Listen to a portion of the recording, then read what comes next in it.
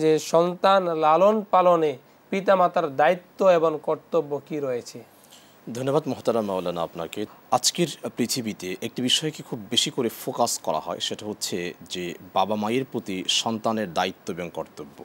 এই বিষয়টা সম্পর্কে রব্বুল আলামিন কোরআনে কারীমে এবং হাদিস শরীফে ব্যাপক আলোচনা আছে, কিন্তু ওইভাবে ফোকাস করা হয় না। শুধু একটি বিষয়ে ফোকাস করা হয়, জীবনের প্রতিটি বিন্দু এবং অস্তিত্বের প্রতিটি কণা আল্লাহ পাকের দেওয়া একটি বিশেষ নিয়ামত।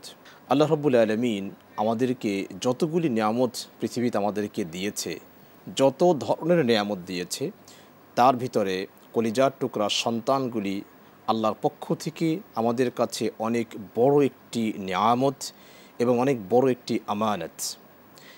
নিয়ামত এভাবে এবং রিস্কের নিয়ামত আল্লাহ পাক যেভাবে কোরআনে কারীমে বলেছে, হুয়াল্লাযী খালাকাকুম মিন আনফুসিকুম আজওয়াজাও ওয়া জাআলা লাকুম মিন আজওয়াজিকুম বানিন ওয়া হাফাদাতাও ওয়া রাযাকাকুম মিনাত তাইয়্যিবাত।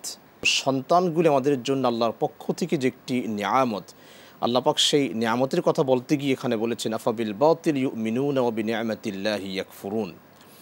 তোমাদের কি এত বড় একটি নিয়ামত আমি দিলাম, তুমি সেই নিয়ামতের অস্বীকার করছো কিনা, অস্বীকার করছো কীভাবে?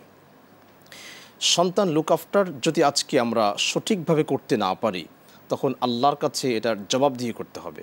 সন্তান আমাদের মাঝে আল্লাহ রাব্বুল আলামিন, আপনি যদি সন্তান হারা মাকে যদি প্রশ্ন করে থাকেন যে আপনার সন্তান নেই, তখন সন্তান হারা মা তার যে কষ্ট, তার যে ভিতরে একটি সন্তান হারা যে ক্ষুধা, ওনার জবাবের মাধ্যমে বোঝা যাবে যে সন্তান হারা এবং সন্তানবিহীন দুনিয়ার জীবনকে কন্টিনিউ করা কতটা কঠিন।